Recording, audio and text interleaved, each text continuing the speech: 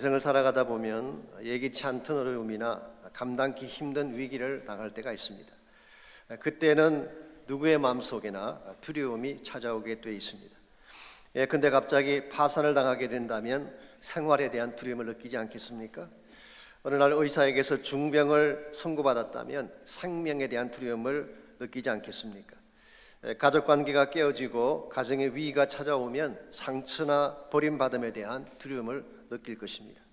이와 같이 우리에게 찾아오는 두려움, 이 두려움을 극복해낼 수 있는 최선책은 과연 무엇일까요? 어떤 분들은 회피하고 도망치면 된다 그렇게 생각하지만 예를 들어 술을 한잔 하시고 한숨 자고 나면 과연 문제가 해결될까요? 몸만 상할 뿐이지 아침에 일어나면 문제는 그대로 남아 있습니다. 어떤 분들은 긍정적인 사고를 가지면 된다, 모든 것이 잘 될 거야, It's gonna be okay. 그래서 이와 같은 태도로 살게 되면 현실 앞에는 모든 문제가 깨끗하게 처리가 될까요? 꼭 그렇진 않은 것 같습니다. 지난 주간 제가 TV를 봤더니 TV 광고 문안 중에 Just okay is not okay라고 하는 문구가 나왔었어요. 일반적으로 아이들이 Just okay 그러잖아요. 그건 실제로는 okay가 아니란 뜻이에요. 오늘 여러분과 제가 괜찮다, 이 정도면 되었다라는 생각만으로 실제 문제가 풀리지는 않습니다. 혹은 어떤 분들은 두려움의 극복에 대한 책을 읽고 공부하면 되지 않겠느냐. 예를 들어서 에드워드 웰치가 쓴 두려움을 느낄 때라는 책이 있습니다. 거기에 보게 되면 두려움을 이기는 7가지 단계가 나와요. 포커스를 바르게 하라, 오늘을 누리라, 내일의 만나는 아직 내리지 않았다. 이와 같이 해서 7주간 동안 공부하도록 되어 있는데 7주간 동안 이 공부만 다 마치면 모든 문제가 해결되고 두려움이 떠나갈까요? 물론 어느 정도의 도움은 가능하겠죠. 그게 소개된 제안들이 우리에게 유익한 것은 분명합니다. 그러나 우리 인생 가운데 쉽게 극복할 문제가 아닌 나의 능력을 초월하는 엄청난 절망을 가지고 다가오는 그런 종류의 문제까지도 우리의 생각이나 사고의 털만으로 처리할 수가 있을까요? 그와 같은 문제가 닥쳤을 때는 우리의 생각이나 우리의 사고가 아니라 하나님의 초자연적인 개입이 필요합니다. 하나님께서 능력으로 개입해 주셔서 그것을 다루어 주지 않는다면 우리에게 불어닥친 그 어려움의 난관은 정복될 수가 없는 것입니다. 우리가 살아가는 삶의 여정 가운데서 보편적인 문제들, 내가 조금 노력하면 처리할 수 있는 문제도 물론 있겠지만 때에 따라서는 나의 감당할 힘을 넘어선 문제가 찾아올 때가 있습니다. 이와 같은 문제가 우리에게 대두되었을 때는 그냥 생각만으로 그것을 처리할 수가 없습니다. 이 모든 것을 풀어내실 능력자이신 하나님께 나가서 절박한 심정으로 기도할 때, 그때 하나님이 절박한 우리의 문제들을 풀어내시고 우리를 새롭게 하시는 것입니다. 이런 의미에서 여러분과 저의 삶 가운데도 찾아오게 되는 어려운 문제들, 나의 능력의 차원을 초월하는 그런 문제들이 찾아왔을 때에 어떠한 모습으로 하나님 앞에 기도하면, 또 그렇게 기도했을 때 하나님은 어떻게 우리에게 응답의 축복을 주실지 오늘 같이 봉독했던 본문을 통해서 이것을 함께 정리해 보려고 합니다. 오늘 같이 읽은 본문을 보시면은 사도 바울이 로마 교회에 있는 성도들을 향해서 요청했던 기도에 대한 내용이 오늘 본문에 소개가 되고 있습니다. 특별히 30절 말씀 보시면 이 기도에 대한 본문으로서는 좀 특이한 내용을 담고 있는 말씀을 발견할 수가 있습니다. 30절, 형제들아 내가 우리 주 예수 그리스도와 성령의 사랑으로 말미암아 너희를 권하노니 너희 기도에 나와 힘을 같이하여 나를 위하여 하나님께 빌어달라고 요청을 했습니다. 이 한 구절이지만 기도에 대한 이 한 구절 속에 성삼위가 다 등장합니다. 첫 번째가 예수 그리스도, 예수 그리스도는 우리 기도의 베이시스가 됩니다. 예수님의 이름을 통하지 않고 어떻게 하나님께 나갈 수가 있겠어요? 예수님의 중보자 되심이 우리 기도를 가능케 한 것입니다. 예수 그리스도는 우리 기도의 베이시스, 기도의 동기가 성령의 사랑입니다. 즉 성령께서 주시는 사랑이 우리가 누군가를 위해 기도하는 동기가 되어야 하는 것입니다. 근성으로 기도하는 것이 아니라 성령이 나의 마음속에 부어주시는 이 compassionate heart를 가져야지 바른 기도가 가능한 것이죠.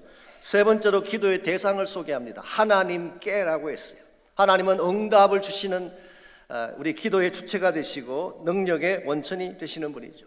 이와 같이 성삼위의 이름으로 기도할 뿐만 아니라 기도의 매너를 오늘 30절이 소개합니다. 너의 기도에 나와 힘을 같이하여, 그렇게 표현을 했어요. 우리말 번역에는 여러 단어가 동원이 됐지만 실제 헬라 원문을 보면 한 단어로 구성이 되어 있습니다. 그리고 이 단어는 독특한 단어, 신약성경 전체서는 본문에만 등장하는 유일한 단어라고 합니다. 제가 주보에 그것을 적어드렸는데요, 순 아고니즈마이라고 하는 단어. 이 아고니즈마이라는 이 헬라에서 나온 영어가 에고나이즈 혹은 에곤이라는 단어가 여기서 나온 것입니다. 정말 진액을 뽑아내는 것처럼 고통 가운데 드리는 기도. 그래서 많은 영어 성경 번역들이 이 말씀을 전심전력을 다해 그렇게 번역을 많이 했었어요. 우리의 모든 혼과 힘을 다 합하여 기도하는 것.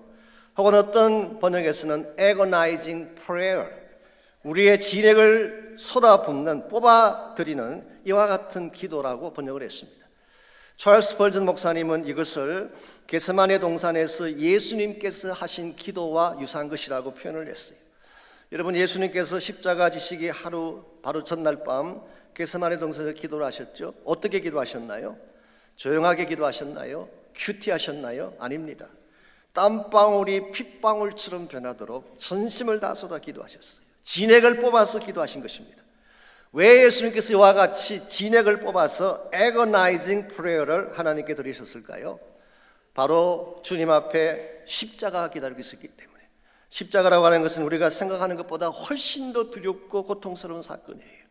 예수님도 인성을 가지신 하나님의 아들이시지만 인성을 가지신 분이셨기 때문에 그 십자가라고 하는 두려운 사건을 앞에 놓고 하나님 앞에 전심을 다해 정말 땀방울이 핏방울이 되도록 기도한 것이죠.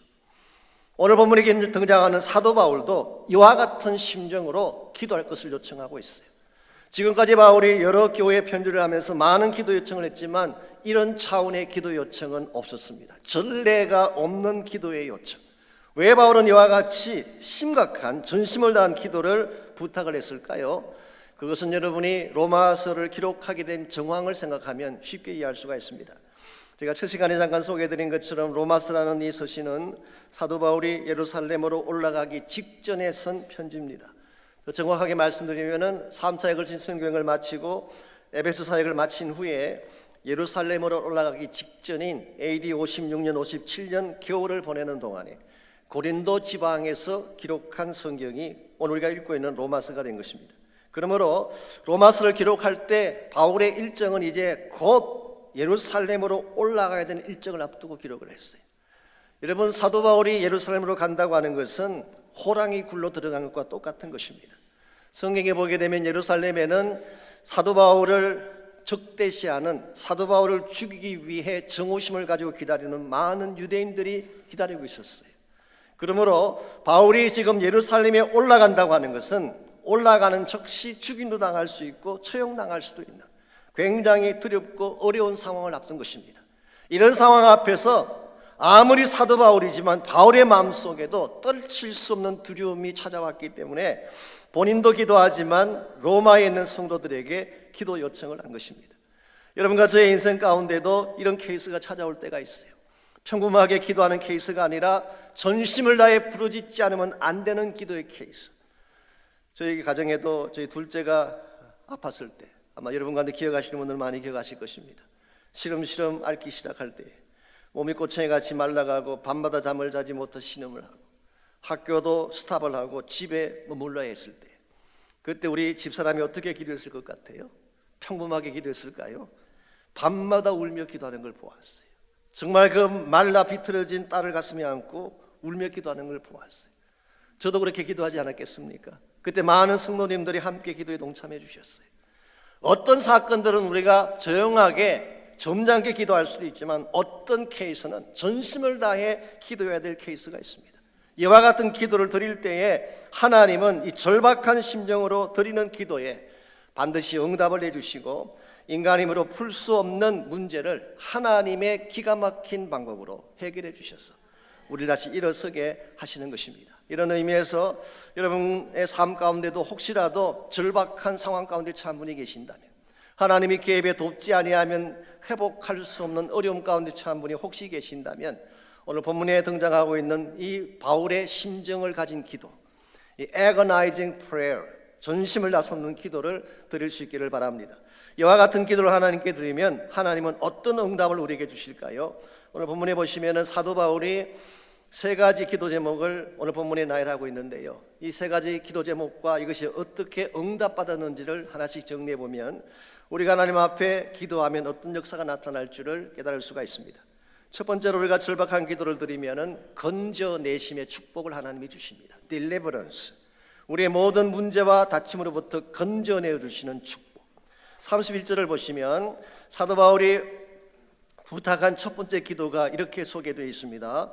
나로 유대에서 순종하지 아니하는 자들로부터 건짐을 받게 해달라. 이게 순종하지 않은 유대인은 사실은 예수 믿지 않는 유대인을 말하는 것입니다. 그래서 영어 성경에는 I may be delivered from the unbelievers, 유대에 살고 있는 믿지 않는 유대인들로부터 나를 건짐받게 해달라. 메시지 바이블이라고 하는 좀 패러프레이즈한 성경이 있습니다. 그 성경은 이렇게 번역을 했어요. 사자 굴로부터 나를 건져달라고 기도해달라. Delivered me from lion's den, 그렇게 번역을 했었어요. 이 다니엘이 사자굴에 던짐받았잖아요. 사자굴에 던진다는 것은 던져지는 순간 뼈가 어스러지도록 그냥 죽는 것입니다. 그런데 하나님이 그 다니엘을 사자굴에서 건져내 주신 것처럼 바울이 사자굴로부터 건짐받도록 기도를 요청한 것입니다. 그랬는데 실제로 어떤 역사가 일어났을까요? 우리 사도행전서 21장에 보게 되면 바울이 예루살렘에 올라갔더니 아니나 다를까 그를 죽이기 위한 수많은 유대인들이 기다리고 있었어요.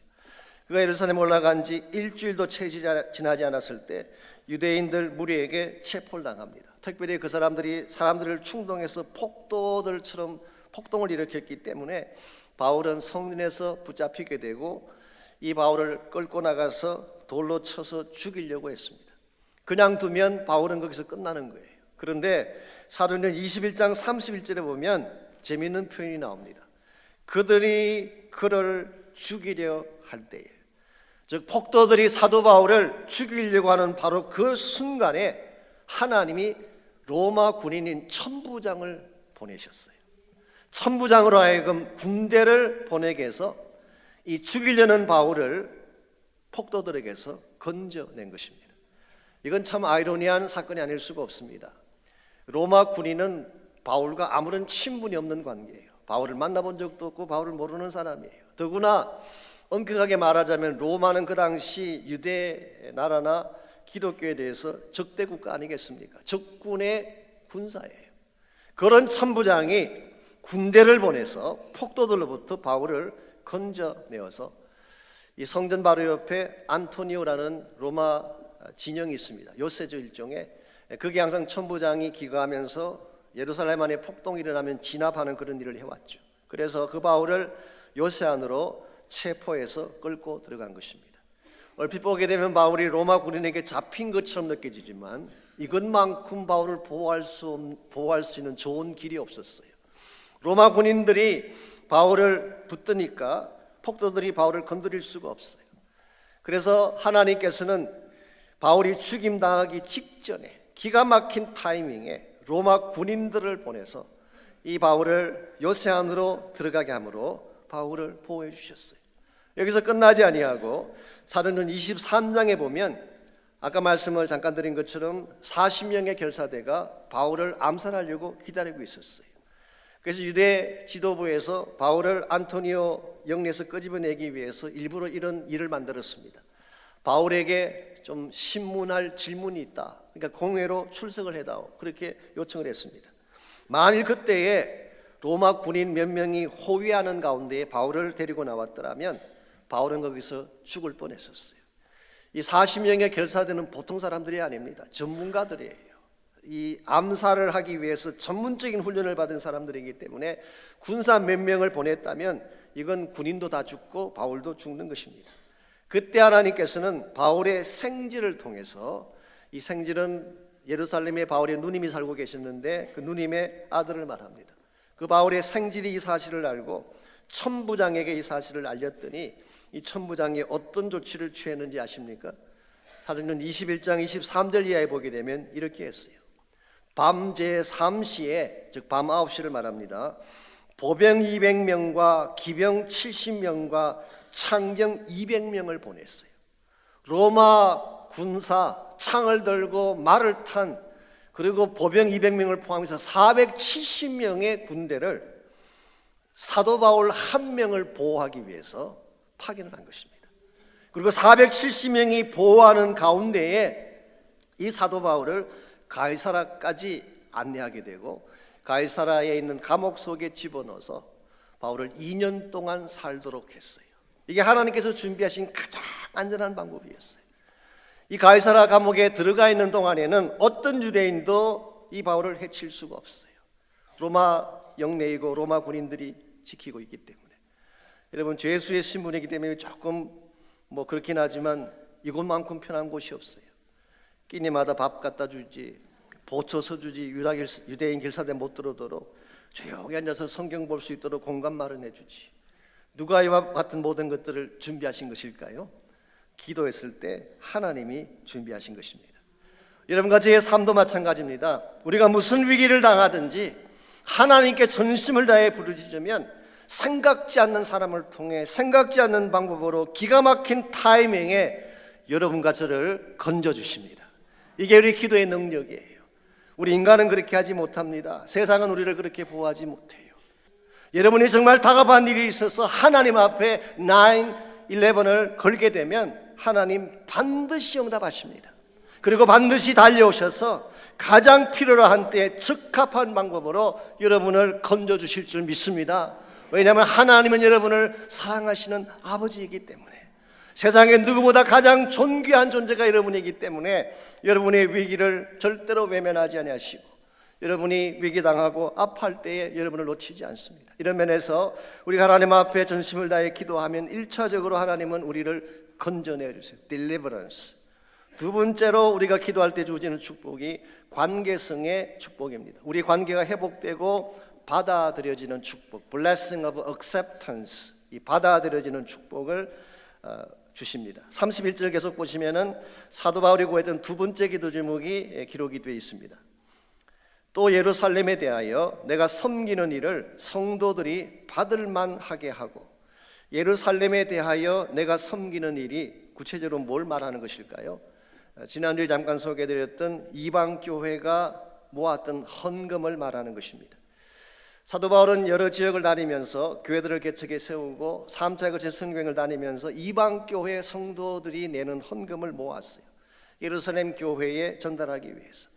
여러분 생각에는 이것이 단순히 돈이다 생각할지 모르지만 실제 그것은 돈이 아니에요. 이방교회 성도들의 가슴이요 사랑이었다고 할 수가 있습니다.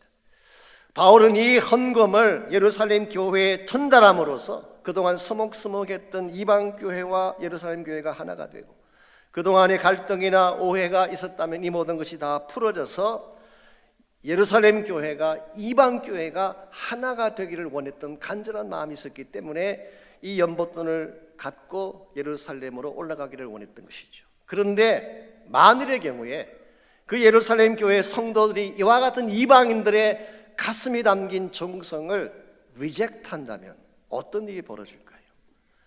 그러면 이방 교회와 예루살렘 교회는 영원히 찢어지는 것입니다. 한 걸음 더 나아가서 예수님께서 분부하신 세계 선교의 비전은 여기서 무산될 수밖에 없는 것입니다. 그래서 바울의 마음속에는 다른 무엇보다도 우리가 전달하기를 원했던 이 아름다운 사랑의 연보를 예루살렘에 있는 성도들이 받게 해달라는 기도를 드린 것입니다. 우리의 이 정성이 받아들여지게 해달라. 우리의 이 사랑이 받아들여지게 해달라. 실제로 성경을 보시면은 예루살렘 교회 안에 이 크리스찬임에도 불구하고 바울을 싫어하는 사람들이 제법 많이 있었어요. 즉 유대주의자들이라고 부르는 할례도 강조하고 율법도 강조하는 그런 크리스찬들이 예루살렘 교회 안에 제법 많이 있었어요. 뿐만 아니라 예루살렘 교회에는 사도 바울에 대해서 소위 말하는 잘못된 루머가 많이 돌고 있었어요.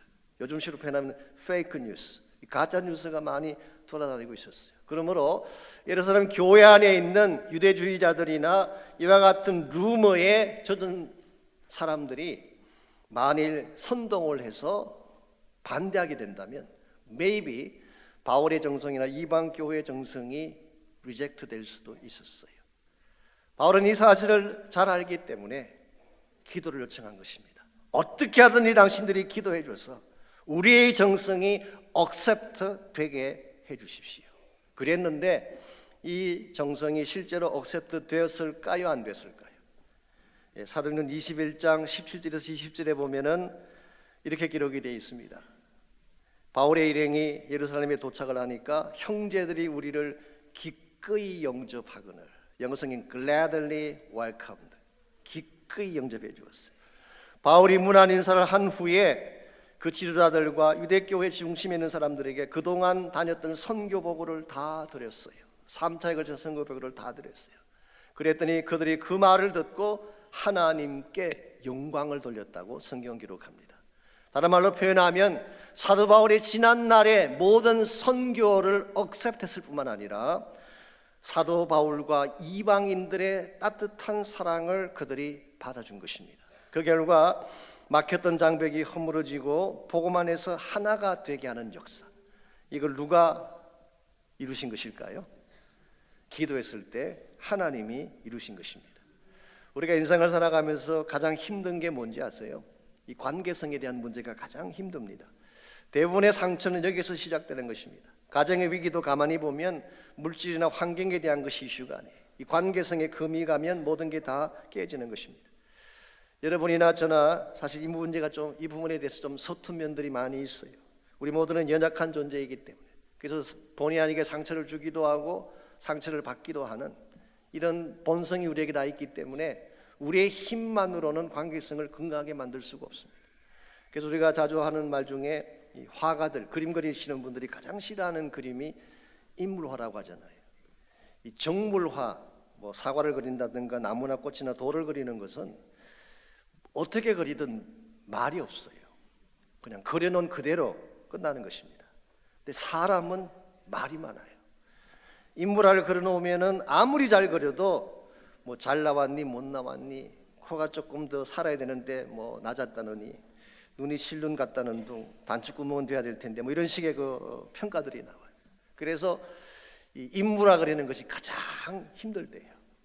여러분이 인생을 살아가는데 가장 어려운 직업 중에 하나가 사람을 다루는 직업이에요.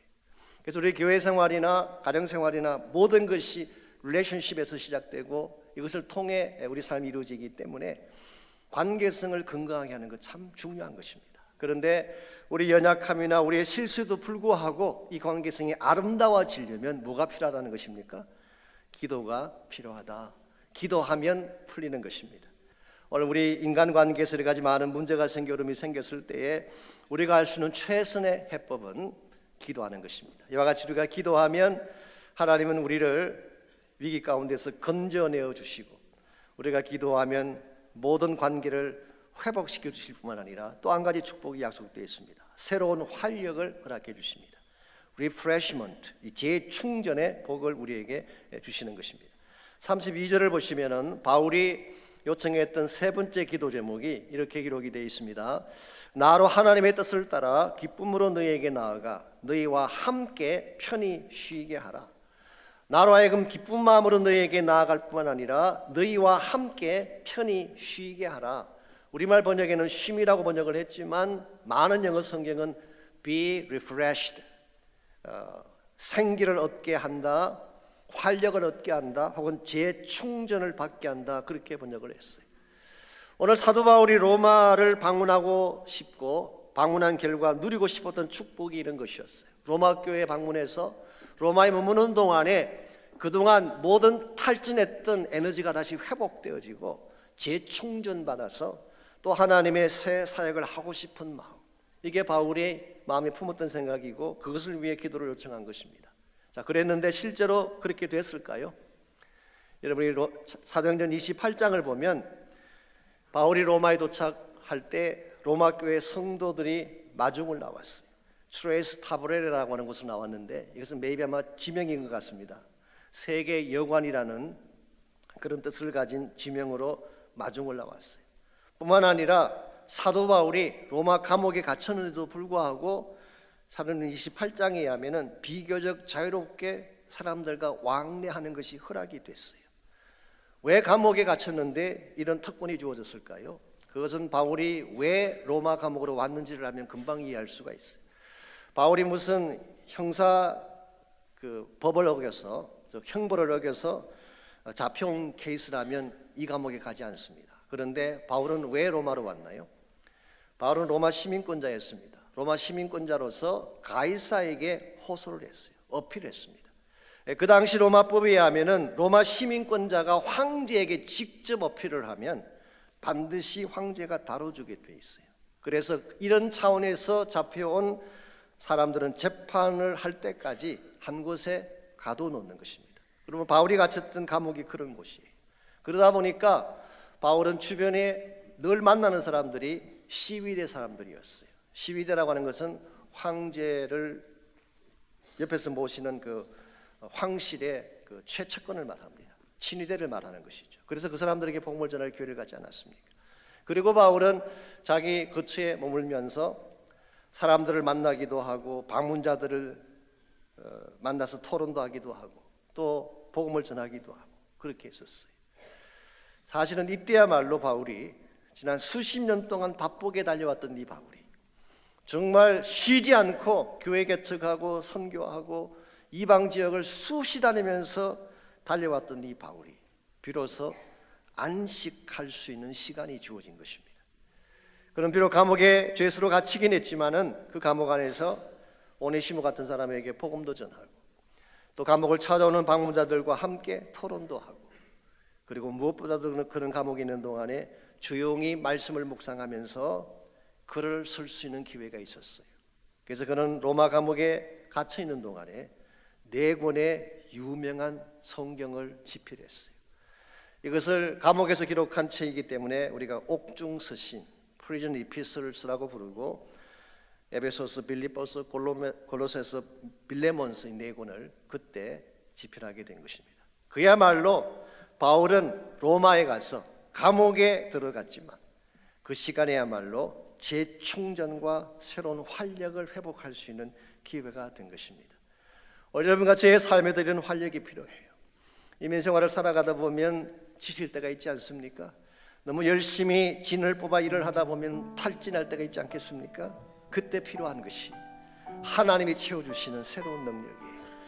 우리 삶의 활력은 어디서 올까요? 리프레시먼트. 우리가 청량 음료를 마시고 환타나 오란시를 마신다고 활력이 올까요? 거기서 활력이 오는 것이 아닙니다. 어떤 분들은 꼼장어나 그 음식을 먹으면 생기가 돌아난다고 생각하지만 그렇게 한다고 되는 것이 아닙니다.